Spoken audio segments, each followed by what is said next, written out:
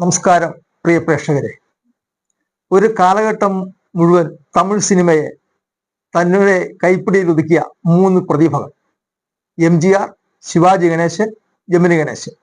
ഇതിൽ കാതൽ മന്നൻ എന്ന പേര് അറിയപ്പെട്ട ജമിനി ഗണേശനെ കുറിച്ചാണ് ഈ അധ്യായത്തിൽ ഞാൻ നിങ്ങളോട് പറയുന്നത്. അജിത് കുമാർ വ്ലോഗ്സിലേക്ക് എല്ലാവർക്കും സ്വാഗതം.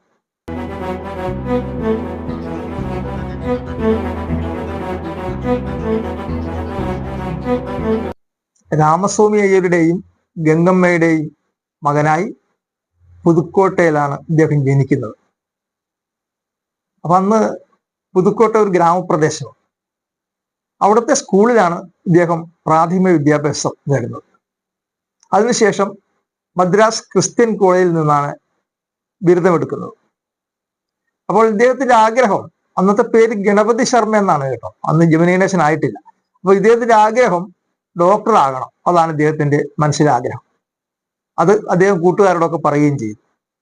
പക്ഷെ നിർഭാഗ്യവശാൽ അച്ഛൻ രാമസ്വാമി ആ സമയത്ത് മരിക്കുകയാണ്. അദ്ദേഹത്തിന്റെ എല്ലാ സ്വപ്നവും തകരുകയാണ്. ഇദ്ദേഹത്തിന്റെ മുത്തച്ഛൻ പുതുക്കോട് കോളേജിലെ അധ്യാപകനുമായിരുന്നു. പക്ഷെ സാമ്പത്തിക നില നല്ലോണം ഉണ്ടായിരുന്നെങ്കിലും അച്ഛന്റെ മരണത്തോടെ സാമ്പത്തിക നില വളരെ പരിതാപകരമായി. അങ്ങനെ ആ ആഗ്രഹം ജമിനി ഗണേശൻ ഉപേക്ഷിക്കേണ്ടി വന്നു. പക്ഷേ ആ ഇടയ്ക്ക് അലമേലു എന്നൊരു പെൺകുട്ടിയെ പരിചയപ്പെടുവാനിട വരികയാണ്. അപ്പോൾ അവരുടെ അച്ഛൻ ധനാഢ്യനായിരുന്നു. അപ്പൊ അദ്ദേഹം പറയും, ഞാൻ നിന്നെ മെഡിസിൻ പഠിപ്പിക്കാം, പക്ഷെ എൻ്റെ മകളെ നീ വിവാഹം കഴിക്കണം. ജമിനി ഗണേശൻ അത് സമ്മതിക്കുകയാണ്. അങ്ങനെ ആ വിവാഹം നടന്നു. അപ്പോഴും നിർഭാഗ്യം ജമിനി ഗണേശനെ പിന്തുടർന്നു. അദ്ദേഹത്തിന്റെ ഭാര്യാപിതാവ് മരിക്കുകയാണ്. അതോടെ ആ സ്വപ്നം വീണ്ടും അവസാനിപ്പിക്കുകയായിരുന്നു. ആ ഇടയ്ക്ക് മറ്റൊരു ജോലിക്ക് ശ്രമിച്ചു, എയർഫോഴ്സിൽ ജോലിക്ക് ശ്രമിക്കുകയാണ്. പക്ഷെ ആ എയർഫോഴ്സിലെ ജോലിയോ അദ്ദേഹത്തിന് ലഭിച്ചില്ല. പിന്നീട് മദ്രാസ് ക്രിസ്ത്യൻ കോളേജിൽ അധ്യാപകനായി ഇദ്ദേഹം ജോലിയിൽ പ്രവേശിക്കുകയാണ്. അതും കുറച്ചു നാളെ അദ്ദേഹം പോയുള്ളൂ. അദ്ദേഹത്തിന് അത് മാനസികമായ സംതൃപ്തി നൽകിയില്ല ആ ജോലി.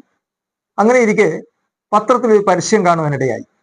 ജെമിനി സ്റ്റുഡിയോയിൽ എക്സിക്യൂട്ടീവ് ആയിട്ട് ആൾക്കാരെ തിരഞ്ഞെടുക്കുന്നു.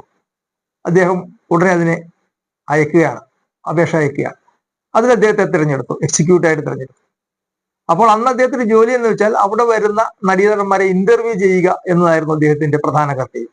അപ്പോൾ നല്ല പെരുമാറ്റത്തിനുടമയായ ജമിനി ഗണേശൻ എല്ലാവരെയും ആകർഷിക്കുമായിരുന്നു അദ്ദേഹത്തിന്റെ പെരുമാറ്റം കൊണ്ട്. അത് തന്നെയുള്ള നല്ല പേഴ്സണാലിറ്റി ഉള്ളൊരു രൂപമായിരുന്നു ജമിനി ഗണേശൻ. അങ്ങനെ ഇരിക്കെ ധാരാളം ആൾക്കാരോട് അദ്ദേഹത്തിന് പരിചയം വരികയാണ് അവിടെ ഇരുന്ന്. ആ ഇടയ്ക്ക് അതോടെയാണ് അദ്ദേഹത്തിന് ജമിനി ഗണേശൻ എന്ന പേര് വരാനുള്ള കാരണവും അതാണ്. ജമിനി സ്റ്റുഡിയോയിൽ എക്സിക്യൂട്ടീവ് ആയിട്ട് വന്നതുകൊണ്ടാണ് ജമിനി ഗണേശൻ എന്ന പേര് വരുന്നത്. അങ്ങനെ ധാരാളം ആൾക്കാരോട് പരിചയം വന്നു. ഇടയ്ക്ക് സിനിമയിൽ അഭിനയിക്കാൻ, മുഖം കാണിക്കുവാൻ അവസരം ലഭിക്കുകയുണ്ടായി. അങ്ങനെ ചെറിയ ചെറിയ വേഷങ്ങൾ അദ്ദേഹം ചെയ്തു തുടങ്ങി. ആദ്യ സംഭാഷണമുള്ള ചിത്രം മിസ് മാലിനി ആയിരുന്നു. അതിൽ പുഷ്പവല്ലി ആയിരുന്നു അദ്ദേഹത്തിന്റെ നായിക. അതിൽ കുറച്ചു നേരമേ ഉള്ളൂ, എങ്കിലും സംഭാഷണം ഉണ്ടായിരുന്നു. ആ ചിത്രത്തിലെ നായികയായിരുന്നു പുഷ്പവല്ലി. അതോടെ അദ്ദേഹം പുഷ്പവല്ലിയായിട്ട് അടുക്കുകയും പുഷ്പവല്ലിയെ വിവാഹം കഴിക്കുകയും ചെയ്യുകയാണ്. പിന്നീട് 1953 പുറത്തിറങ്ങിയ തായ്വുള്ള എന്ന ചിത്രത്തിൽ ഒരു വില്ലൻ വേഷത്തിൽ അഭിനയിക്കുകയാണ്. മനോഹറായിരുന്നു ഒരു നായകൻ. ആ വില്ലൻ വേഷം ഇത്തിരി ശ്രദ്ധിക്കപ്പെട്ടു. അതിനു മുമ്പ് ഒരു ചിത്രം ഉണ്ടായിരുന്നു, ചക്രധാരി. അതിൽ ശ്രീകൃഷ്ണന്റെ വേഷമായിരുന്നു. അതും ഒരു ചെറിയ വേഷമായിരുന്നു. പക്ഷെ ഈ വില്ലൻ വേഷമാണ് അദ്ദേഹത്തിന്റെ സിനിമാ ജീവിതത്തിൽ ആദ്യമായിട്ട് ശ്രദ്ധിക്കപ്പെടുന്നത്. പിന്നെ മനം പോലെ മംഗല്യം എന്നൊരു ചിത്രം അഭിനയിച്ചു. അതും വളരെ ഹിറ്റായിരുന്നു. ആ ചിത്രത്തിലെ നായിക സാവിത്രി ആയിരുന്നു. പിന്നെ സാവിത്രിയുടെ കെയർ ഓഫിൽ ധാരാളം ചിത്രങ്ങൾ അദ്ദേഹത്തിന് അടിക്കടി ലഭിച്ചുകൊണ്ടിരുന്നു. അപ്പൊ ഒരു നടൻ എന്ന നിലയിൽ അദ്ദേഹം അറിയപ്പെട്ടു തുടങ്ങിയത് മനം പോലെ മംഗല്യം എന്ന ചിത്രത്തിലൂടെയാണ്. കപ്പലോട്ടിയ തമിഴ് എന്ന ചിത്രത്തിലെ സ്വതന്ത്ര സമര സേനാനി മാടസ്വാമി ഏറെ ശ്രദ്ധിക്കപ്പെട്ട കഥാപാത്രമായിരുന്നു.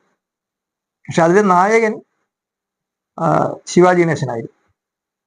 പിന്നീട് കുളത്തൂർ കണ്ണമ്മ എന്ന ചിത്രത്തിൽ ഇദ്ദേഹം നായകനായിരുന്നു.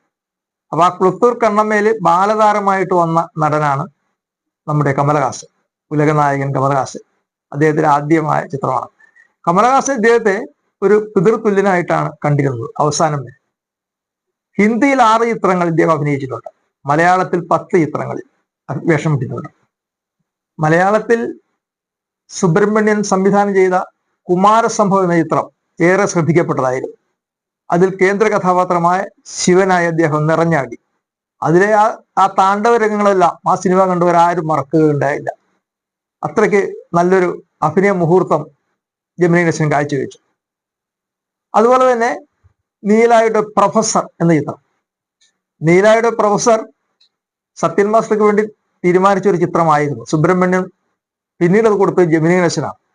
പ്രേംനസീറും മധുവൊക്കെ നിറഞ്ഞിരുന്ന സമയത്ത് പോലും സുബ്രഹ്മണ്യൻ ആ വേഷം കൊടുത്തത് ജെമിനി ഗണേശനാണ്. അതെന്തുകൊണ്ടാണെന്ന് അറിയില്ല. പക്ഷെ അതിലെ ഒരു നർത്തകിയുടെ മായാവലയത്തിൽ വീണ് തൻ്റെ പേരും പ്രശസ്തിയൊക്കെ കളയുന്ന ഒരു കഥാപാത്രമായിട്ടാണ് അദ്ദേഹം മുഴുനീളം അഭിനയിച്ചത്. ആ സിനിമ ഗംഭീര വിജയവുമായിരുന്നു. പിന്നീട് ധാരാളം മലയാള ചിത്രങ്ങൾ ഉണ്ടായിട്ടുണ്ട്. അതായത് നമ്മുടെ പന്തളം രാജാവായിട്ട് സ്വാമി അയ്യപ്പൻ സിനിമയിൽ ആ പാട്ട് രംഗത്തൊക്കെ അദ്ദേഹം നല്ല നിലവാരമുള്ള അഭിനയം കാഴ്ചവെച്ചിട്ടുണ്ട്. പിന്നീട് ഇദ്ദേഹത്തിന്റെ ഒരു ചിത്രം മലയാളത്തിലോട്ടും മൊഴിമാറ്റപ്പെട്ടിട്ടുണ്ട്. കണവനെ കൺകണ്ട ദൈവം എന്ന ചിത്രം. അതാണ് മലയാളത്തിൽ പ്രേംനസീർ അഭിനയിച്ച നാഗമടത്തു തമ്പുരാട്ടി. അതിന്റെ മലയാള പരിഭാഷയായിരുന്നു. മലയാള സിനിമയിൽ വളരെ അഭിനയിക്കാൻ ആഗ്രഹിച്ച ഒരു വ്യക്തിയായിരുന്നു ജെമിനി ഗണേശൻ. അപ്പോൾ ഒരിക്കൽ ഇദ്ദേഹത്തിന്റെ സുഹൃത്തായ സത്യനോട് അദ്ദേഹം പറയുന്നുണ്ട്, എനിക്ക് ഇതിലോട്ട് വരണമെന്ന് ആഗ്രഹമുണ്ട്, എന്താ ഞാൻ ചെയ്യേണ്ടതെന്ന് ചോദിച്ചു. അപ്പൊ അദ്ദേഹം പറഞ്ഞ മറുപടി ഇതാ, നിങ്ങൾ കാതൽ മന്നനല്ലേ, നിങ്ങൾ തമിഴിൽ തന്നെ നിൽക്കുന്നതാണ് നല്ലത്. ഇവിടെ ഞങ്ങൾക്കൊരു കാതൽ മന്നനുണ്ട്, നിത്യഹരിത നായകൻ. അപ്പൊ അതുകൊണ്ട് നിങ്ങൾ രണ്ടുപേരും കൂടി വന്നാൽ അവസരം നിങ്ങൾക്ക് ഉണ്ടാകാൻ സാധ്യത കുറവാണ്. അത് അദ്ദേഹം മനസ്സാ സ്വീകരിക്കുകയും തമിഴിൽ തന്നെ സജീവമാകുകയായിരുന്നു. മലയാളത്തിൽ ജെമിനി ഗണേശൻ ആദ്യം അഭിനയിച്ച ചിത്രം ആശാദ്വീപമായിരുന്നു. അതിൽ സത്യനായിരുന്നു നായകൻ. അപ്പോൾ ഇതിൽ വില്ലൻ വേഷമായിരുന്നു നമ്മുടെ ജെമിനിക്ക്. അപ്പൊ അതില് സത്യൻ ജെമിനിയെ അടിക്കുന്ന ഒരു രംഗമാണ്. അപ്പോൾ സത്യൻ എന്ന് പറഞ്ഞ നടൻ ഒറിജിനാലിറ്റി ആയിട്ട് ചെയ്യുന്ന ഒരാളാണ്. അദ്ദേഹം നാടകീയതല്ല, അദ്ദേഹം ഒറിജിനലായിട്ട് അടിക്കും. അപ്പൊ അടി വന്നപ്പോൾ മുഖം മാറ്റേണ്ട ഒരു സംഭവമുണ്ട് ജെമിനിക്ക് ആ ടൈമിങ് അറിഞ്ഞുകൂടാ. ജെമിനി തെറ്റിച്ചത് കാരണം 4 തവണ ടേക്ക് എടുക്കേണ്ടി വന്നു. അപ്പൊ അത് സത്യൻ മാസ്റ്റർക്ക് ഇത്തിരി നീരസം ഉണ്ടായി 4 തവണ എടുക്കേണ്ടി വന്നതുകൊണ്ട്. പക്ഷെ എങ്കിലും ജെമിനിയോടുള്ള സ്നേഹം കൊണ്ട് വീണ്ടും ഒപ്പം 4 തവണ അടിച്ചതിന് ശേഷമാണ് ആ ടേക്ക് ശരിയായത്. അപ്പൊ പിറ്റേ ദിവസം ജെമിനിയുടെ മുഖം നീര് വന്ന് വീർത്തിരിക്കുന്നു. അപ്പൊ അദ്ദേഹം ചോദിച്ചത് എന്ത് പറ്റി? അത് താൻ ഇന്നലെ ഒരു മനസ്സാക്ഷിയില്ലാതെ തന്നെ അടിച്ചില്ലേ? എടോ, ടൈമിങ്, നടൻ എന്ന് പറഞ്ഞാൽ ഒരു ടൈമിങ് വേണം. ഞാൻ കൈ ഉയർത്തി അടിക്കുമ്പോൾ, ഒറിജിനാലിറ്റി ആയിട്ട് അടിക്കുമ്പോൾ താൻ മുഖം മുമ്പോട്ട് കൊണ്ടുവരാമോ?